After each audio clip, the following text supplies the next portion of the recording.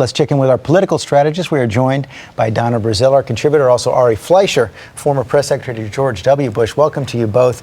And it's really seemed like two different speeches to me. You had one speech where the president addresses the spill and the leak and how he's going to restore the Gulf, and a second speech on energy policy. The president knitted them together. Let's talk about the first one first. How did he do, Ari? Did the president get in front of this crisis? You can't get in front of a crisis, even though this one is not of his own making. He didn't cause that leak, but it's 50 days too late.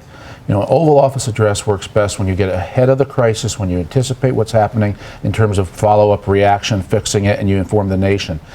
50 days ago, I think it's a speech that would have worked. Last night, it seems as if it just faded into the night.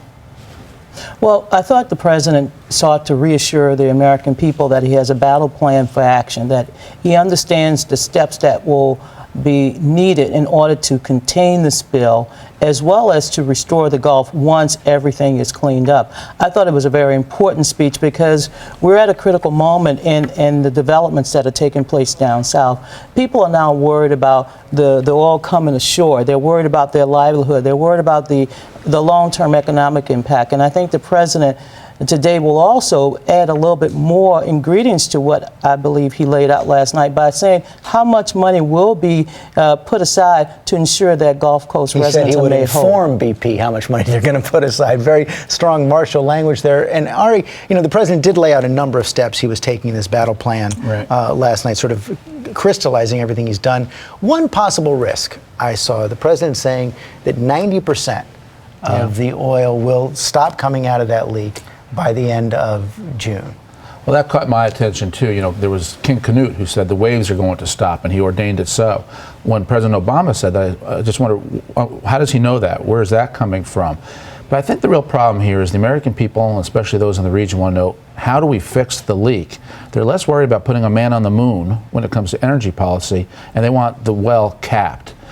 There still is that disconnect. I thought it was a leap too far to something, frankly, very unpopular that even Democrats in Congress won't support. Well, that's what I want to get to next. Of course, the president is betting that the cap is going to become under control. But you did have the second portion of the speech, Donna, on energy policy. Listen to what Senator Lamar Alexander, Republican of Tennessee, had to say about it. He said the president should spend more time focusing on cleaning up and containing the oil spill and less time trying to pass a national energy tax that will drive jobs overseas looking for cheap energy. Of course, the president didn't say cap and trade. But at the same time, Donna, the president is getting hit from liberals in his own party are saying they wanted to hear more about climate change. They wanted a bolder plan. That's why I thought the speech was excellent, because he didn't please either side, and he was, again, trying to reassure the American people.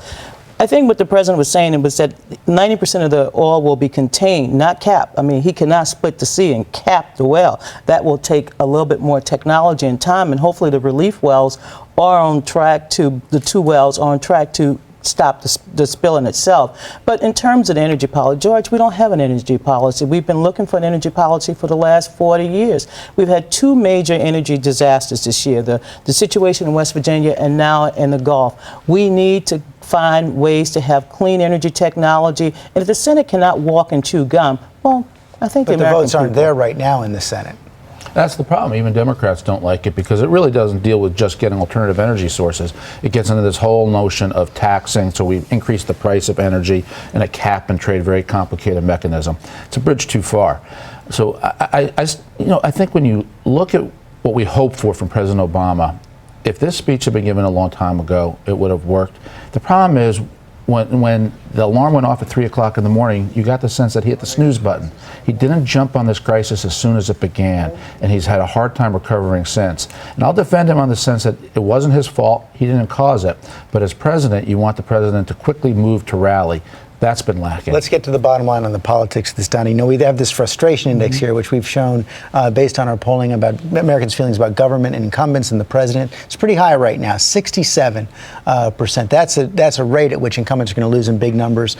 Bottom line, how much is this issue going to matter in November, and how much did this speech help?